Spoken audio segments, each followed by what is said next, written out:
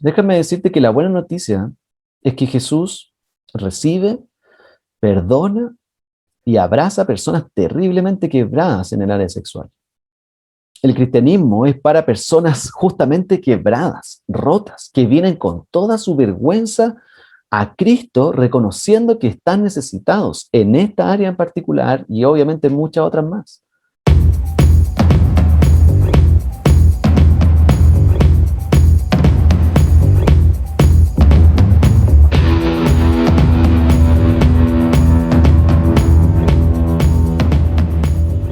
¿Por qué crees que puede ser difícil hablar de sexo hoy día? Y como dije en mi sala que me tocó, voy a repetir esa palabra más que los prisioneros en su canción Sexo con Pros. Voy a repetir más veces que ellos probablemente la palabra sexo, porque es lo que donde Pablo nos va a llevar hoy día a conversar y a profundizar en su palabra. La semana pasada, si se acuerdan, si no has estado conectado con el 1 Corintios y te perdiste un poquito, Gonza nos estuvo acompañando la semana pasada y vimos que Pablo trata el tema de la inmoralidad sexual dentro de la iglesia, si se dieron cuenta, si lo recuerdan. Los corintios estaban practicando el sexo, la sexualidad a su antojo, ¿se acuerdan? Y argumentaban estas típicas cosas que seguimos escuchando en el siglo XXI.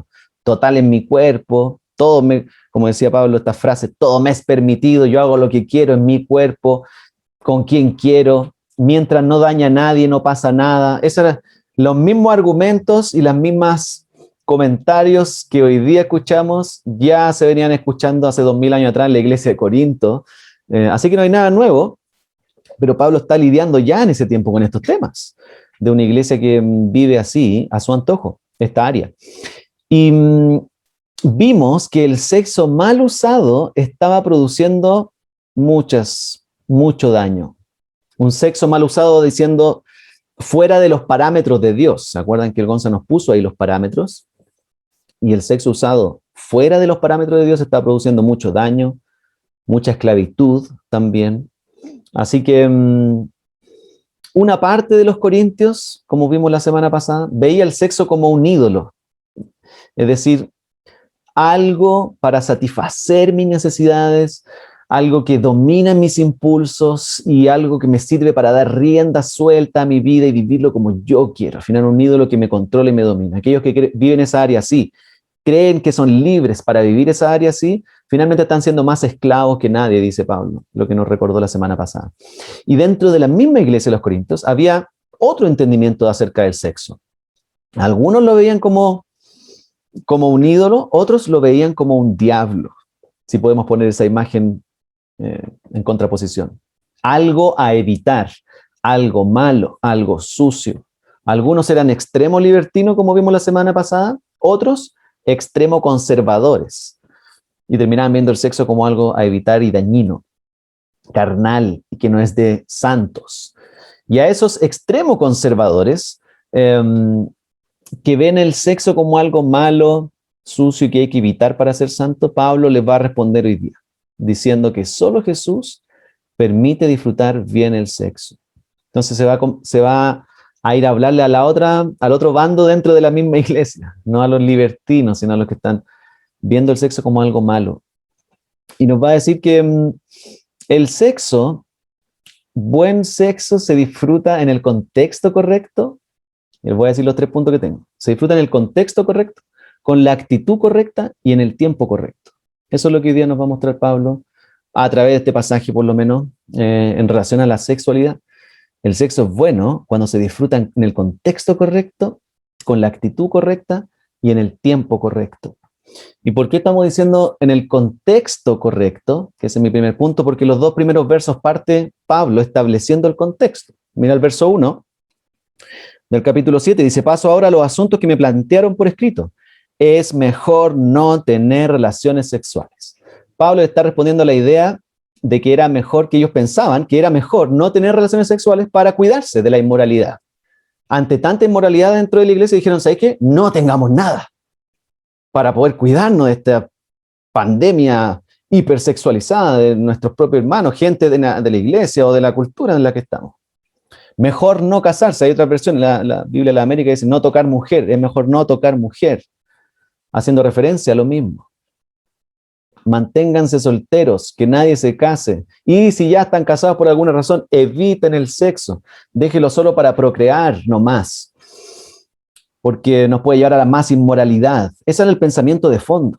Y así nos vamos a evitar muchos problemas, pensaban ellos. Pero ya vimos la semana pasada que no estaba funcionando. Finalmente terminaban siendo más inmorales los corintios.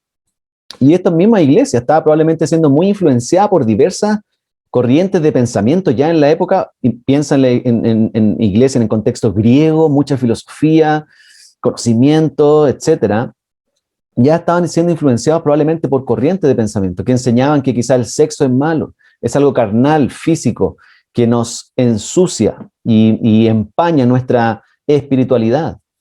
Y por lo tanto estaban como animando a evitar el matrimonio, porque ahí en ese contexto se daba el tema de la sexualidad. O cuando ya estaban casados, bueno, lo más probable es que podrían haber estado pensando y empezando a alejarse de su cónyuge, ya sea esposo o esposa. Si ya estamos casados, bueno, ¿qué hacemos ahora? Nos separamos de pieza, cada uno duerma en su camita, seguían viviendo juntos pero no revueltos, quizás cada uno fantaseando, teniendo sus fantasías ahí internas, ya que no estaban junto con su esposa, porque el sexo es malo, pero finalmente terminaban igual fantaseando con cómo si fuera, si estuviera con esta, con este otro, quejándose quizás con los amigos de que ya no pasa nada, etc. Ese podría haber sido el ambiente de la iglesia en Corinto, de cristianos. Y por eso Pablo les dice en el verso 2 lo siguiente. Véelo conmigo ahí. Pero en vista de tanta inmoralidad, cada hombre debe tener su propia esposa y cada mujer su propio esposo. Pablo le está diciendo, disfruten del sexo porque es bueno, pero en el contexto correcto. Dios creó el sexo para disfrutarlo con una esposa o un esposo. El sexo es bueno, está diciendo Pablo, pero en el contexto correcto. Cuando es disfrutado ahí, dentro de lo que Dios estableció, y con la actitud correcta, que va a ser el segundo punto que vamos a ver, pero hasta aquí le está diciendo, es bueno. No lo eviten. Cásense y disfruten del sexo. Con Jesús al centro, obviamente, de la relación. Porque podemos estar casados y no disfrutar del sexo también. No está diciendo Pablo que la fórmula siempre va a ser perfecta, me caso y disfruto esa área siempre, ¿no? Puede estar casado y no disfrutar esa área y ser más un martirio que un gozo. El matrimonio en sí mismo no asegura plenitud en esa área sexual. Jesús sí la asegura cuando vivimos la vida cristiana con Él y nos unimos con otra persona en matrimonio y disfrutamos juntos la vida con Cristo al centro. Vamos a empezar a ver la dinámica sexual de una manera, a su manera, como Él quiere que la vivamos y la disfrutemos. Pero todas estas cosas que te estoy diciendo son las mismas ideas que vemos hoy día, incluso dentro de la iglesia, dentro de la vida cristiana, dentro de matrimonios cristianos. Por eso preguntábamos en la sala si crees que es difícil hablar de sexo hoy día. Porque a veces nos cuesta hablar del tema. Es tema tabú, como decían en mi sala ahí. Tenemos la idea cultural de que el sexo es malo, es sucio, es solo un impulso para autosatisfacer mis propias necesidades y deseos carnales. Cuánto daño se produce también por sexo mal usado, mal vivido. Y no sabemos cómo manejar este tema necesariamente, incluso dentro de los matrimonios cristianos. Yo pensaba que el matrimonio iba a arreglar mi vida sexual antes de casarnos con la Maya. Ya no más problemas y luchas, ¿no? Después yo casado, aquí estaría maravilloso, va a ser increíble. Las luchas que tengo actualmente, no, ya no van a existir. Pero tú te casas y te das cuenta que no sé, cambian los contextos de las luchas. O a veces incluso se mantienen las mismas luchas en esta área. Seguimos necesitando la gracia, incluso después casados.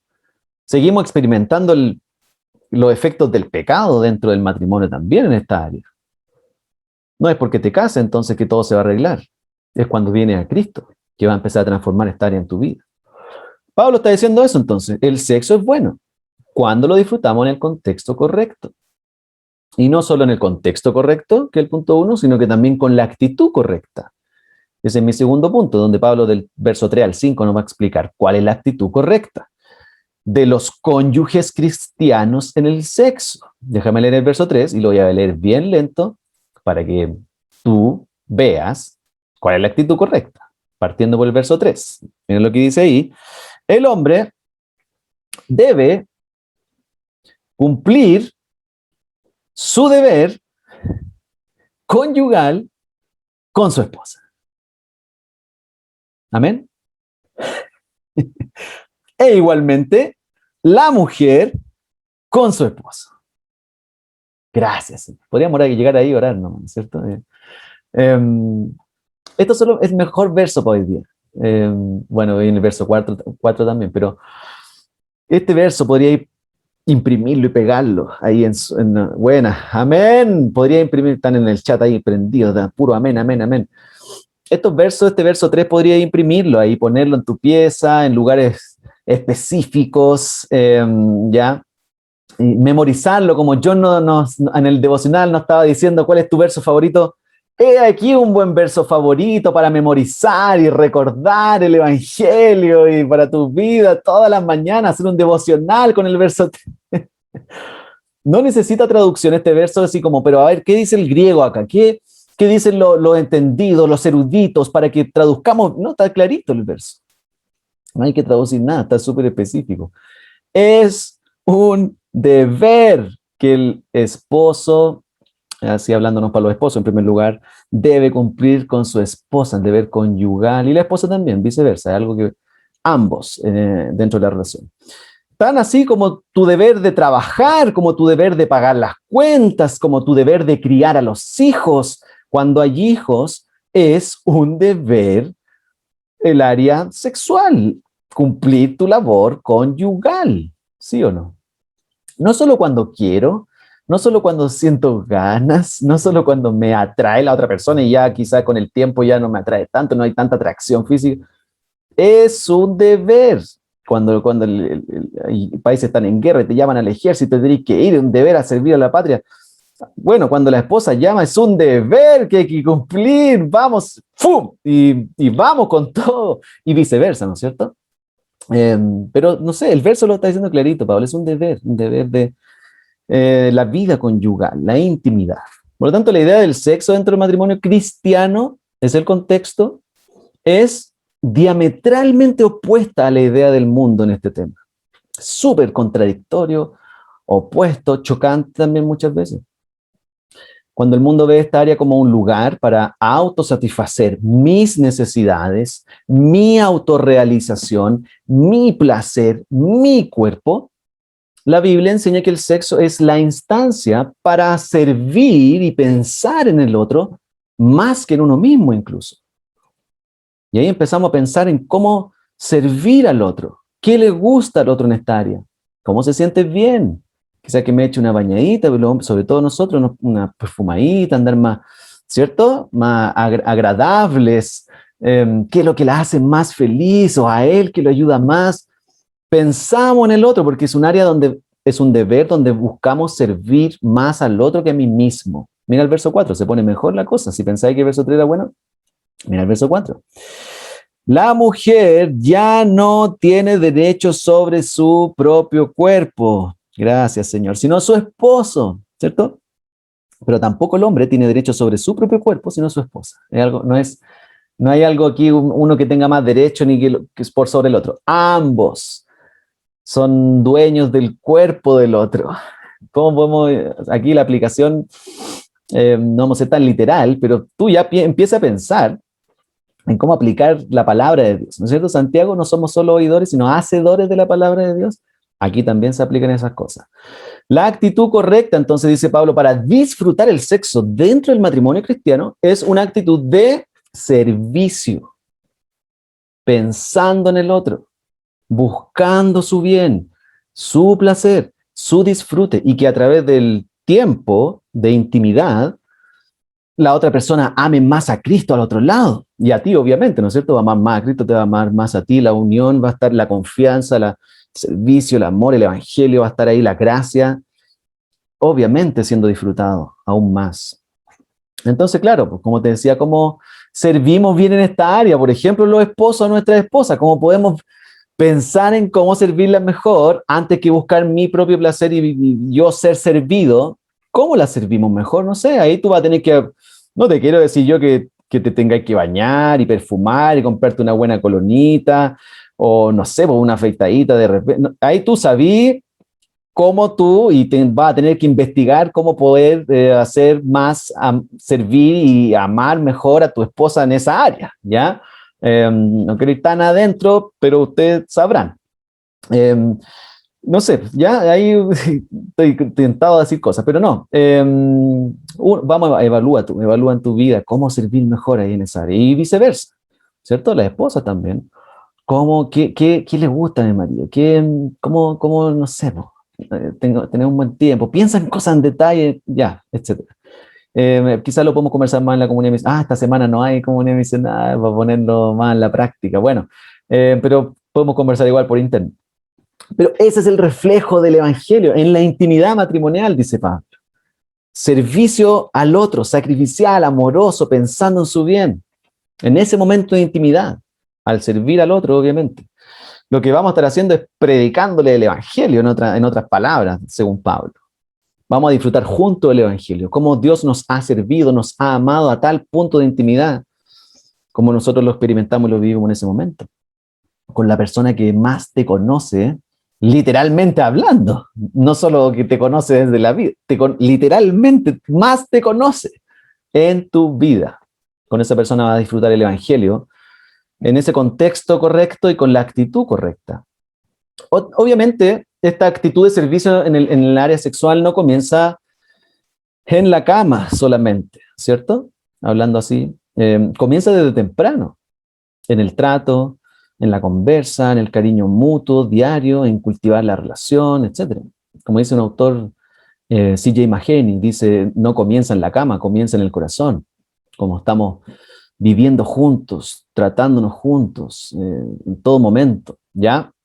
No podemos pretender entonces llegar al momento de, habiendo ignorado todo el día, maltratado, ofendido al otro durante el día, dañando el corazón del otro, y luego querer estar juntos como si nada pasara y ya, porque ya, no podemos pretender llegar así como que nada pasa.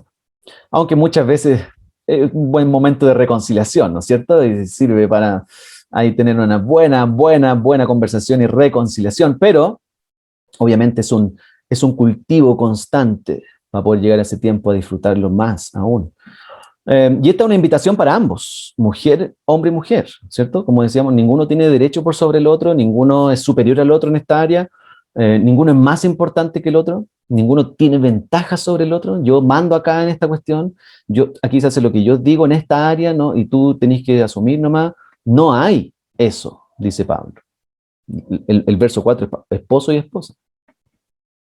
Por lo tanto, la intimidad en el matrimonio cristiano refleja esa importancia, tanto del hombre como la mujer, en la relación matrimonial. No hay alguien superior al otro acá. Se derriba toda sensación de machismo, feminismo, abuso, todo eso desaparece. Aquí ambos nos servimos. Yo busco tu bien, tú buscas mi bien, nadie es más importante que el otro, ni yo tengo derecho por sobre ti, de abusar de ti, ni una de esas cosas.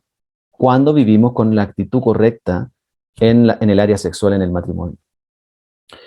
Por lo tanto, el sexo en el matrimonio es además, no solo todo lo que te estoy diciendo, es un acto de protección al otro. ¿Lo viste en el verso 5? Mira, Pablo les dice, no se nieguen el uno al otro a no ser de común acuerdo y solo por un tiempo para dedicarse a la oración. No tarden en volver a unirse nuevamente. De lo contrario, pueden caer en tentación de Satanás por falta de dominio propio. Es un acto de protección al otro. El área sexual vivida dentro del matrimonio, de servicio mutuo. Nos servimos y nos protegemos frente al ataque del diablo. Por eso anima Pablo a ver la periodicidad del acto en sí mismo, cuánto tiempo están juntos para cuidarse unos a otros, frente a los ataques del diablo, la tentación. Por lo tanto, cuando un matrimonio cristiano está herido en esta área, no hay intimidad hace mucho tiempo, no hay disfrute, no hay servicio mutuo con el carácter de Cristo. Empezamos a separarnos físicamente, emocionalmente, espiritualmente del otro. Lo que estamos haciendo es darle espacio al diablo para que se acueste entre medio. Esa es como la imagen de Pablo. Cuando estamos muy separados y nos estamos empezando a acostar cada uno en el extremo de la cama, estamos dándole espacio al diablo para que se acueste entre nosotros y empiece a hacer su obra en nuestra intimidad, y obviamente no hay de sorprender que veamos consecuencias dentro de nuestra familia a largo plazo, dentro de nuestro propio carácter, cómo reaccionamos, cómo estamos en el día generalmente. Incluso esto empieza a afectar nuestro carácter, nuestra santidad. Empiezo a ceder ante la tentación sexual por otro lado. La relación con la esposa o el esposo obviamente se ve afectada. Nuestra confianza mutua. Empiezo a ver al otro como un enemigo. Vemos consecuencias en nuestra propia fe. Poco a poco empiezas incluso a alejarte del Señor. O a vivir una fe súper hipócrita finalmente. Donde en esta área que Pablo está animando a estar súper unidos, estamos quebrados, pero por otro lado seguimos tratando de tener una fe, y vamos a orar y nos juntamos con los hermanos y todo, pero seguimos en esta área súper dañados y no haciendo nada finalmente.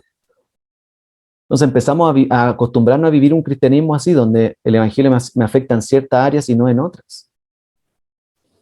Por lo tanto, necesitas recordar hoy día que el sexo es bueno, pero en el contexto correcto y con la actitud correcta, en el carácter de Cristo, carácter de servicio, el evangelio y la gracia siendo aplicada en esa área, en nuestra relación con la esposa o el esposo. Y por último, el sexo es bueno en el tiempo correcto. Ese es mi tercer punto. En los últimos versos, del 6 al 9, y cuando digo el tiempo correcto, no me refiero a cada cuánto tiempo tener intimidad en el matrimonio, ¿ya? Aunque puede que te lo estés preguntando, ya pastor, ahora tiene que, diga cuánto, para que mi señora está escuchando, diga cada cuánto tiempo. No, mi pastor diga que mi marido aquí para que escuche bien. ¿Cada cuánto tiempo? No dice la Biblia, ¿no es cierto? No nos dice todas las semanas, todos los días o los fines de semana, no nos dice cuánto tiempo de intimidad, cada cuánto tiempo. Cada matrimonio va a tener su acuerdo ahí, en base a su etapa, su contexto, etcétera. Van a haber momentos, quizás, no sé, pues el marido tiene que salir de viaje un mes por trabajo, no sé, pues la esposa queda embarazada y hay varios días post embarazo, ya hay momentos específicos donde tú sabes que quizás va a ser difícil, pero cada uno lo pone ahí, pone como su tiempo, establece sus rutinas de vida íntima. Lo único que sabemos, que Pablo nos dice aquí por lo menos, es que tienen que estar de acuerdo en la cantidad del tiempo. Tienen que ponerse de acuerdo. Es algo que no es que solo uno define, sino que juntos vemos cuánto tiempo. A lo que sí me refiero con decir el sexo en el tiempo correcto, es porque Dios establece el momento para cada persona de experimentar intimidad o no con otra persona. Dios establece cuál es el tiempo. Y aquí es cuando, en esta parte del sermón, es cuando los solteros, o quizás viudas, que no han estado con nadie, despiertan, porque se habían estado aburriendo todo el sermón, porque le estábamos hablando de los matrimonios. Entonces aquí es cuando aparecen los solteros, y que quizás en estas áreas se han sentido en sus vidas tal vez condenados porque no pueden vivir lo que estamos diciendo. Es entendible que quizás pueda pasar eso.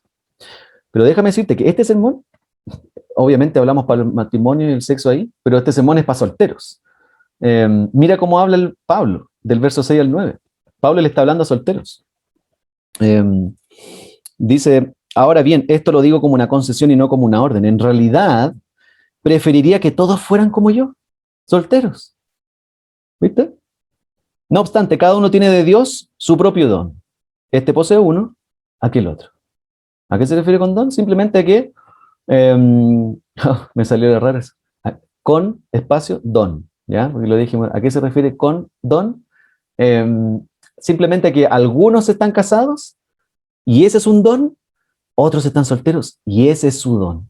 Cada etapa de sus vidas es un don que Dios le ha dado. Verso 8. A los solteros y a las viudas les digo que sería mejor que se quedaran como yo, solteros. ¿Te das cuenta que está hablando de los solteros? Pero si no pueden dominarse, que se casen, verso 9, porque es preferible casarse que quemarse de pasión. Entonces, me refiero al tiempo correcto simplemente porque Dios establece el momento para cada persona de vivir eso, ¿ya? Pablo está diciendo, preferiría que todos fueran solteros para dedicarse al Señor con toda su vida, como yo. Pero no todos tienen la capacidad para hacerlo, no todos han sido llamados para eso. En otras palabras, Pablo está diciendo, que tanto el soltero, como te decía, como el casado disfrutan el don que Dios les dio. Estar soltero es un don de Dios, estar casado es un don de Dios. Ambas estados son un regalo de Dios. El soltero o el viudo son cristianos tan valiosos para Dios como los que están casados. No por estar casado que eres un cristiano más completo, que ya lo tiene todo y claro, tienes una experiencia física con otra persona que no tiene el soltero y el viudo, pero eso no te hace más importante ni más valioso ante Dios que un soltero o una persona viuda, ¿vale? Y te lo dice el mismo apóstol Pablo, un soltero, hasta donde sabemos, que conoció a Jesús, otro soltero, el mejor soltero sobre la tierra, y vivió la soltería. Tanto Pablo como Cristo mismo vivieron su soltería de manera, Cristo de manera perfecta, obviamente, sin experimentar una vida íntima con otra persona. Jesús nunca experimentó intimidad con otra persona, con una mujer. Pablo, al parecer, tampoco. Pero estaban tan llenos de una relación íntima con Dios que con eso lo tenían todo, suficiente.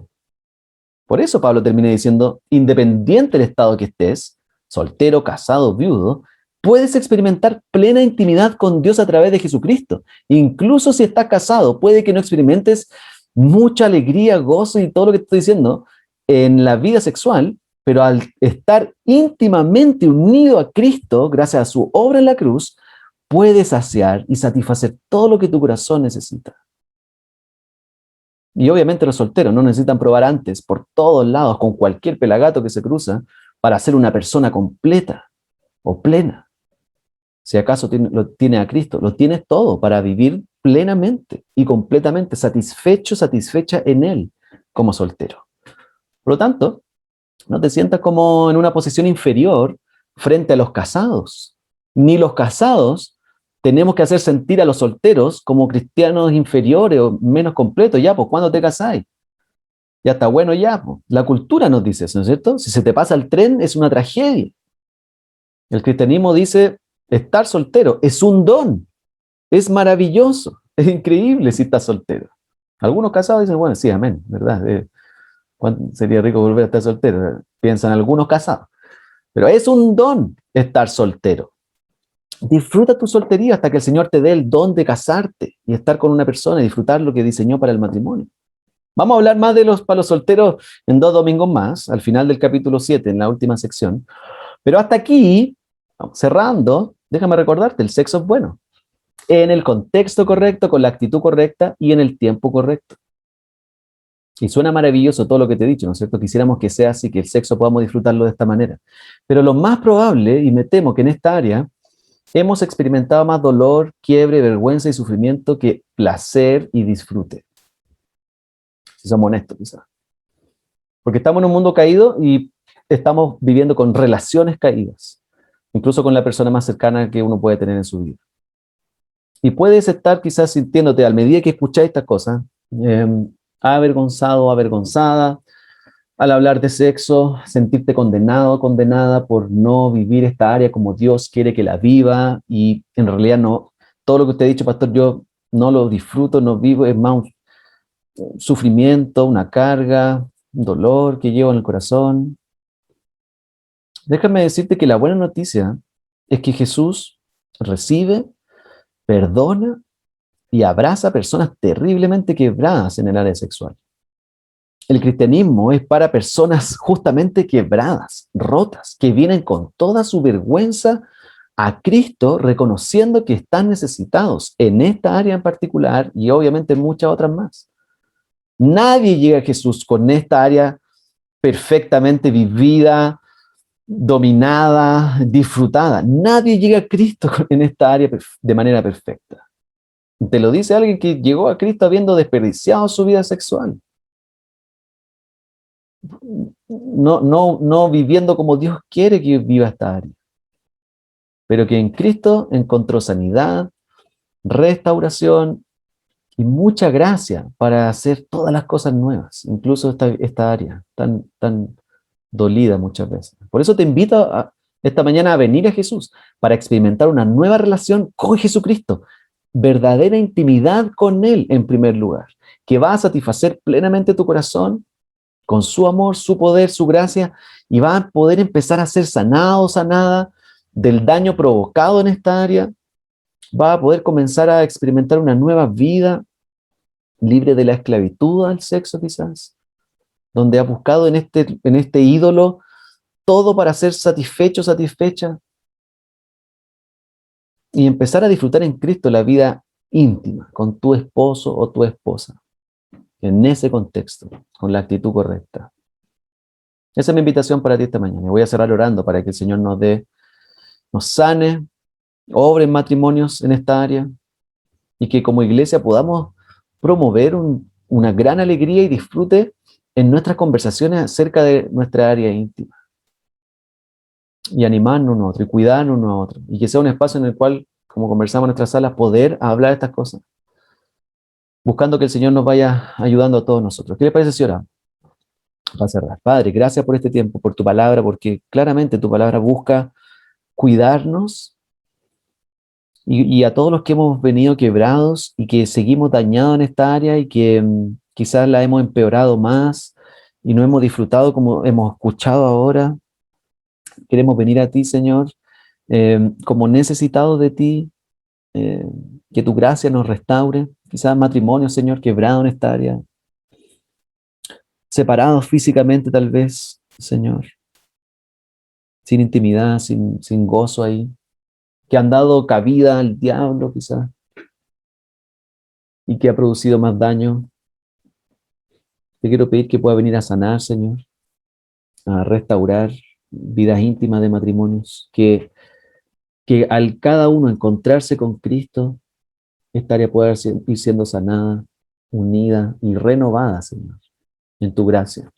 Oramos por quizás esposos que han abusado en esta área más, eh, han dañado también más, para que puedas traerle arrepentimiento. Quizás esposos que han sido lo contrario, demasiado pasivos, eh, y lo han visto como algo dañino el sexo, como algo malo y sucio, y, y se han alejado de su esposa, Señor. Te quiero pedir que puedas traer a esos hombres al arrepentimiento, a todos nosotros, y nos ayude a restaurar esta área con el carácter de Cristo en nuestra familia, con nuestra esposa. Y oro también por solteros, Señor, que quizás han cruzado los límites en esta área y que se sienten indignos de ti, lejos de ti, y no saben cómo reparar lo que han hecho. Señor, recuérdales que pueden venir a ti tal como están, y que tú, Señor, vas a hacer lo que no pueden hacer, que tú los vas a sanar, que tú les vas a dar una nueva identidad y hacer nuevas todas las cosas cuando conocen a Cristo. Así que lo encomendamos en tus manos a todos nosotros en el nombre de Jesús. Amén.